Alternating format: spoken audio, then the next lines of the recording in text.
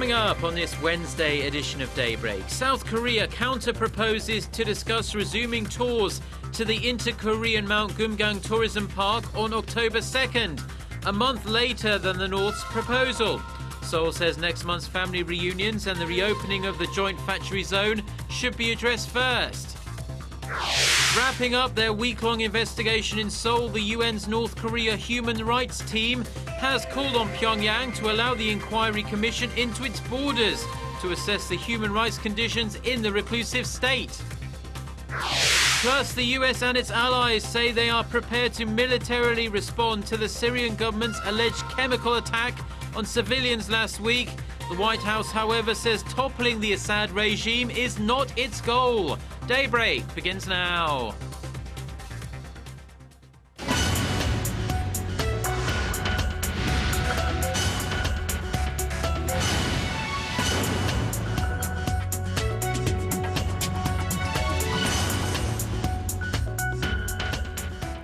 You're watching Daybreak on Wednesday, August 28th, and I'm Choi Yusun here in Seoul. Let's start this morning with Seoul's latest conciliatory tone towards Pyongyang, placing priority on next month's inter-Korean family reunions and efforts underway to revive joint factory operations at Kaesong. The South Korean government has suggested the two Koreas discuss their suspended tourism operation at Mount Geumgang in early October. Kim Ji-yeon brings us the details. The South Korean government has offered October 2nd as the date to hold working-level talks with North Korea over the reopening of the Mount Geumgang resort to South Korean tourists. South Korea's Unification Ministry sent a statement to the North on Tuesday afternoon through its communication channel at Panmunjom. North Korea has not yet responded to the counteroffer. Unification Ministry officials cited technical reasons for the proposed date in early October, which comes 1 week after the date initially proposed by the South. We have two agreements to deal with at the moment: the reunions of separated families and the resumption of operations at the inter-Korean Kaesong Industrial Complex. South Korean officials say they are still carrying out measures that were agreed upon during working-level talks over family reunions and want to deal with one issue at a time. They also pointed out that preparations for a resumption of operations at the Kaesong Industrial Complex are also underway. Seoul has arranged for a group of inspectors to head to Mount Geumgang for 2 days starting Wednesday, where the family reunions are to take place late next month. The South Korean government regards the reopening of the Mount Geumgang tour issue as being separate from the reunions of the separated families, while Pyongyang has tried to lump them together. North Korea asked for working-level talks for Mount Geumgang tours to be held later this month or in early September. South Korean tours to the Mount Geumgang resort were suspended in 2008 after a South Korean tourist was shot dead by a North Korean soldier. Kim Ji-yeon, Arirang News. A panel of UN investigators who conducted a probe into North Korea's human rights abuses in Seoul this month has urged Pyongyang to allow them access inside the regime for their investigation. Our Hwang Sung-hee has more on their meeting with reporters before departing for Japan. The Chief Commissioner to the United Nations Commission of Inquiry, Michael Kirby, on Tuesday urged North Korea to participate in the ongoing investigation into alleged human rights violations. Through 5 rounds of public hearings in Seoul, the 3-member UN panel has been collecting testimony about the North's crimes against humanity from those who experienced it firsthand. North Korea has denied the allegations. The best way for North Korea to respond to the type of evidence which, if left unanswered, is believable, even in some matters compelling, is for it to open its doors, give access. The commission said that through the testimonies given by some 50 North Korean defectors, they were able to gather stronger evidence of existing allegations, like the existence of prison camps where prisoners are malnourished or even worked to death. They also got insights into some new matters, such as trafficking, forced abortions, and other indignities against women. However, the UN panel said that no final conclusion can be drawn up yet, as their investigation is not complete. The panel will begin another round of investigation in Japan, mostly collecting accounts on Japanese abductees to North Korea. Once they wrap things up, the Commission will release a final report to submit to the United Nations by March 2014. They hinted that the report may be circulated in digital, electronic, and visual form, with vivid and succinct testimonies. The commissioner said that they are the eyes and ears of the international community, and said they are obligated to try to get the international community to understand the enormity of the issue. 황상희, Arirang News. A recent study looking at the leading causes of death in North Korea shows that cardiovascular disease is the biggest killer in the communist state. A specialist from Seoul-based Korea University said on Tuesday that 33% of deaths in the north were due to cardiovascular disease. It was closely followed by infections and poor nutrition, which stood at nearly 30%. The study said North Koreans' heavy smoking and drinking, as well as poor eating habits, contributed to the number of deaths from cardiovascular disease. It cited a separate study that shows a majority of North Korean men smoke daily.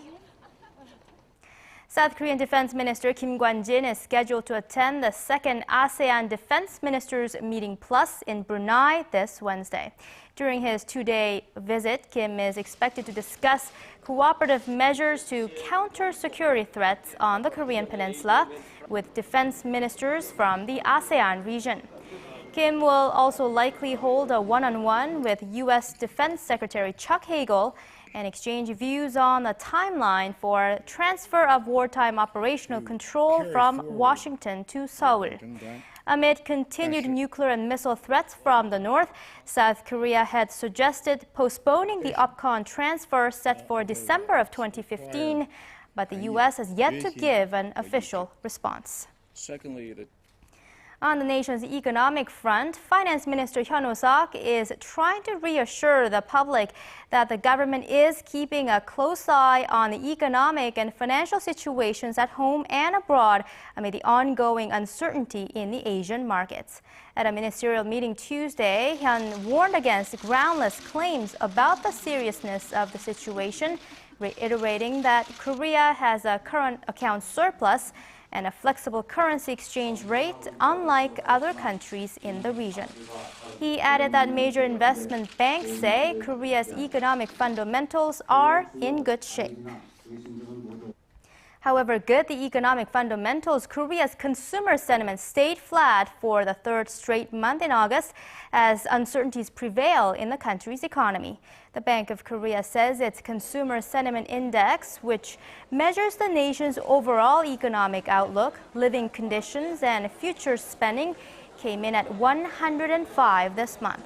A reading above 100 means the overall sentiment is more optimistic than pessimistic.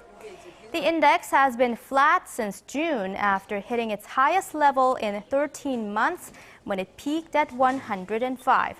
Central bank officials cited surging housing prices as one of the main reasons behind the standstill. Responding to growing concerns Korean teenagers do not have a proper understanding of their country's history, the Education Ministry says it will make Korean history a compulsory subject for the college entrance test starting 2017.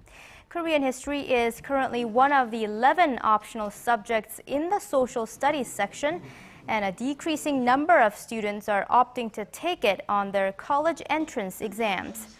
In addition, the ministry said it is considering having all students take one common admissions test instead of choosing from two different types. According to the education minister, a new college entrance system for the year of 2017 will be finalized in October after collecting public opinion through open hearings.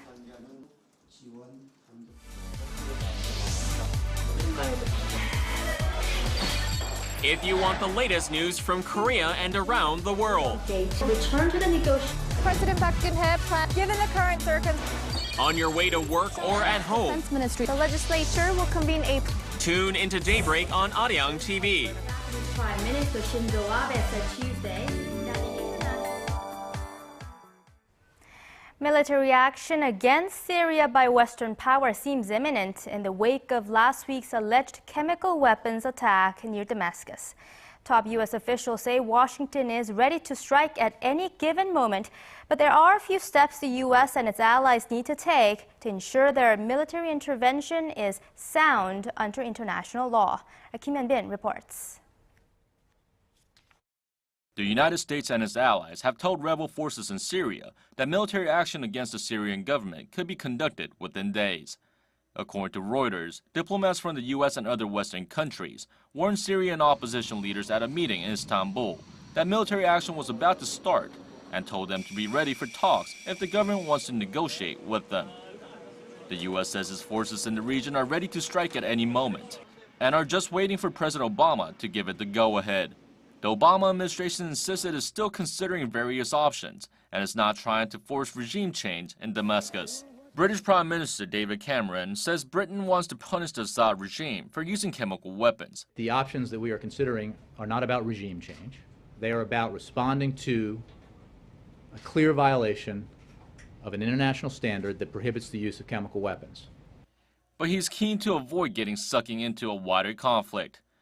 Meanwhile, the Arab League has blamed Assad for last week's chemical attack and urged the UN Security Council to act. Experts say the announcement could potentially give diplomatic cover to Western powers if they choose to attack. Technically, the U.S. could legally launch military action against Syria without UN backing if NATO gives the strike the green light. UN backing for any military action is highly unlikely given that Russia, one of Assad's staunchest allies, has veto power at the Security Council. NATO is scheduled to convene an emergency meeting on Thursday to discuss its stance on the matter.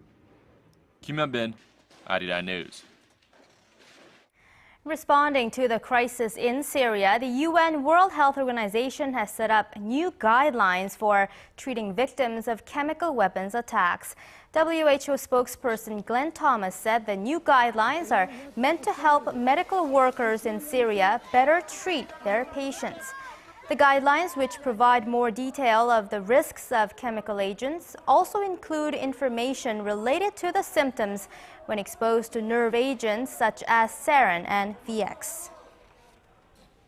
Japanese media outlets are reporting that nuclear authorities in Japan were unaware highly contaminated water was leaking from a tank at the Fukushima nuclear plant for some time.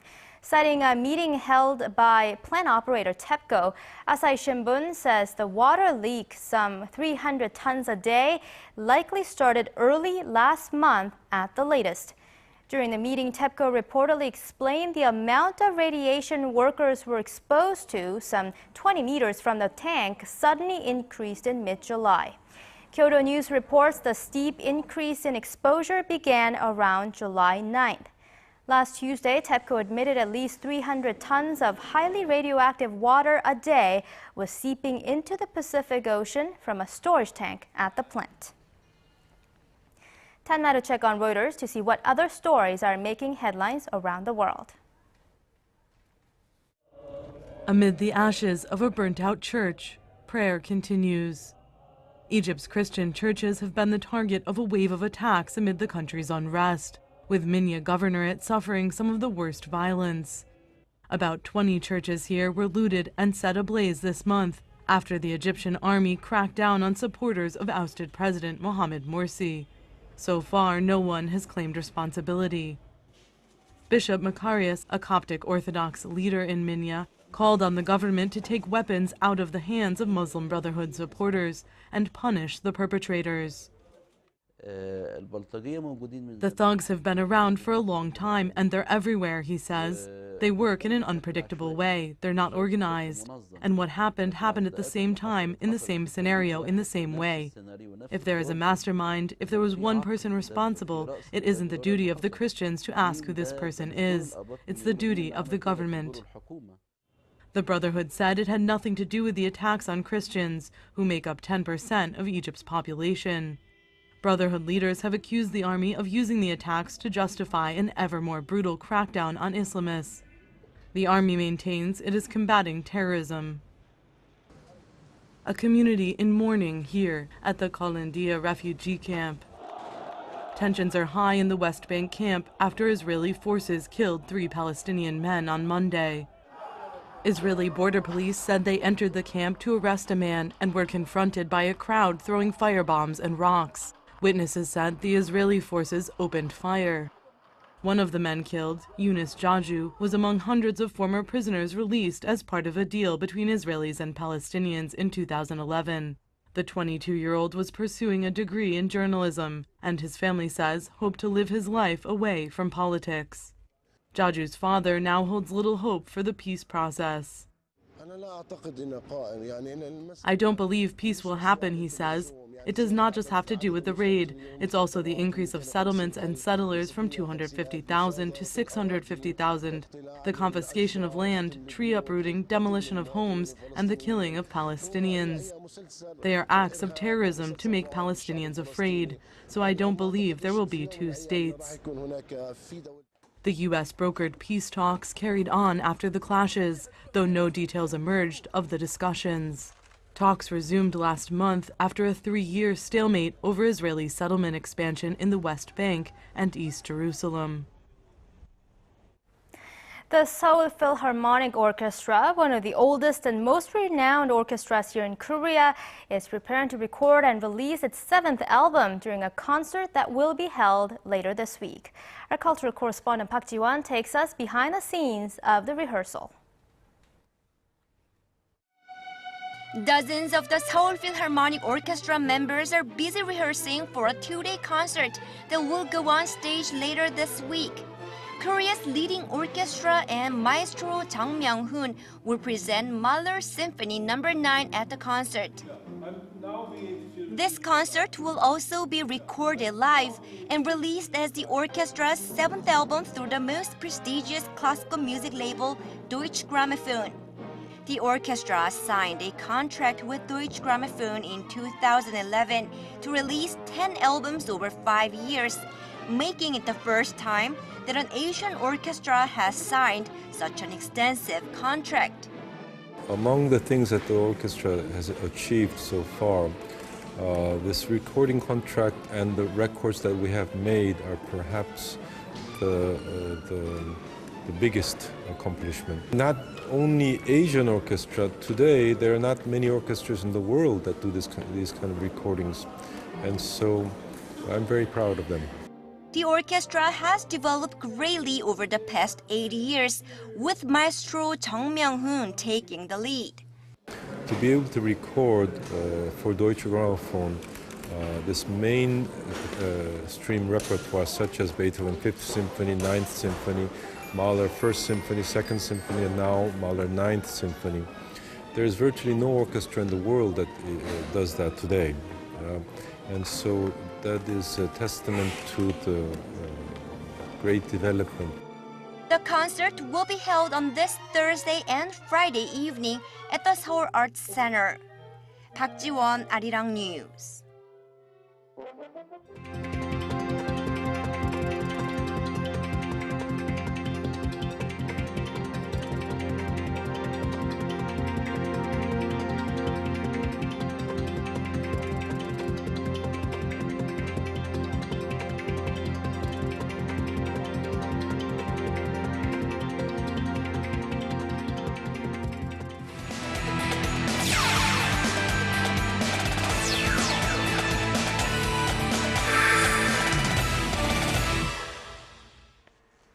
And a good Wednesday morning to you all. Now, a lot of Korean football fans have been frustrated since manager Hong Myung-woo took over the national team, mostly because the team hasn't been able to score. Both the former national team captain releasing his roster for the September friendlies against Haiti and Croatia. All that might change. Now, some of the more notable mentions include Koo Ja-chul of Wolfsburg and Chi Dong-won of Sunderland. Lee Gun-ho, despite not playing well for the national team, gets another call for September, while Kim Bo-kyung, the star of Cardiff City, gets a nod, including Son Heung-min and the Blue Dragon Lee Chung-yong.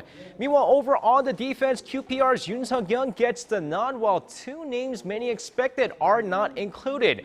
This, of course, Ki Sung-young of Swansea City and Park Ji-young of Arsenal. While many speculate that Ki Sung-young was taken off due to the SNS controversy, Park Ji-young just hasn't been playing at all. And speaking of Ki Sung-young, who, like I mentioned, plays for Swansea City, hasn't been getting any playing time in the new season in the EPL. And many speculate that this is going to lead him to move to another team soon. Now, the 24-year-old midfielder has been vocal about his desire to leave the team since being pushed out of his role as the central midfielder. And since then, he's seen most of his time on the bench as he continues to seek a move out of the team. Sources say that Sunderland has approached the team for a one-year loan, which is still a possibility. But despite all that, all he wants is a team where he can have a full-time role. Well, the KBO was back in action on Tuesday night as the SK Wyverns were able to shut out the Hanwha Eagles 3-0. Meanwhile, another big series between the LG Twins and the Nexon Heroes, where Nexon beat the LG Twins 1-0 in a fierce battle in Seoul. So with that said, let's take a look at the other two games that took place, starting off with the Samsung Lions taking on the NC Dinos. Of course, going into the game here, starting pitchers in the game, EJ Hawk for the NC Dinos and Chao Chan for the Samsung Lions. But in the fourth inning, bases loaded for Kwon Hee-don. He walks, and NC draws first blood 1-0. Next batter, No Jin-hyuk swung on and missed, strikes out swinging. No more damage done. Fifth inning, here's Kim Tae-won. He's going to drill this one to deep left field. Back, gone, a home run, and the game's tied 1-1. Bottom of the ninth inning we go. Park Sung-min infield single to second base here, gets him on base. Next batter, Park Han-hee at bat. He's going to get a sac bunt here, moves the runner over to second base and is in scoring position. Kim Tae-won at bat, and they decide to intentionally walk him, and NC looks for the double play. Next up, Woo Dong-yoon here pops up to third base, still tied 1-1. But here we go. Here's Kim Sang-soo. He's going to single to left field. And here comes the winning run. Ball game over. Samsung takes this game 2-1. Your final score. And next up, the Kia Tigers taking on the Lotte Giants. Second inning, Kang Min-ho flies out to left field. A sac fly scores the first run of the game. And it's 1-0 Lotte Giants. Fourth inning, Na Ji-won at bat, a double steal, and Kang Min-ho throws to second base. And here comes An Chi-young at the plate, safe, 1-1 tie ball game. Seventh inning, here's Cho Sung-hwan, sac fly to right field, and this one is going to score another run as Lotte takes the lead 2-1. Bottom of the inning, here's Na Ji-won deep to left field. This one is out of here. Ball game's tied 2-2. Shifting over to the ninth inning, here's Park Jun-seo at bat, and he drills this one to right field. Back, and it's gone. A two-run shot as Lotte takes a 4-2 lead. Next play, Sona's up, singles to right field. 5-2 Lotte Giants. We're not done yet. Here's Park Jong-yoon at bat. This time, another RBI single to right before Lotte completes the 5-run ninth inning with the wild pitch that scores Chun Jun-woo as Lotte takes this game 7-2.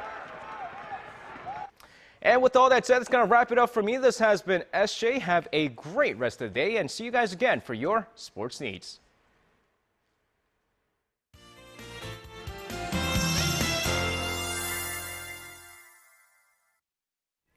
Happy Wednesday morning to you. I'm Lee Ji-hyun with your latest weather updates. Well, on my way to work this morning, there's quite a chill in the air, so I had to drive with all my windows closed, but things will get warmer with sunrise, and it looks like our weather won't look too much different today than yesterday, where we'll see temperatures in the lower 30s across the region in the afternoon under mostly to partly cloudy skies. Now this morning it's misty here in the central region, but that should burn up shortly, whereas down south it's waking up to mostly sunny skies, but that sun will give way to lots of clouds towards the afternoon. Now things will get even cooler tomorrow with nationwide showers, and central region will receive from early in the morning, and it's forecast to be heavy as we are expecting up to 50 millimeters of showers till the late afternoon, but it should be a light one for down south, and tomorrow's rain will shift from the late summer to the early autumn. So with that, let's take a look at today's numbers. Now the morning lows in Seoul will start it off at 21, and daytime highs will hike up to 31 degrees Celsius, that's 88 degrees in Fahrenheit, and Daegu, Gwangju will hike up to 32 with a good amount of sunshine. And 30 is for Busan. Let's see how other regions are looking. It looks like Jeju, Daejeon will climb to lower 30s, while Dokdo and Mount Geumgang will stay in the 20s. Now that's all I have for you at this hour. Hope you have a great day, and back to Yusan in the studio. Thank you, Jian. And those are the stories we have for you at this hour. Stay with us throughout the day as we bring you the latest headlines.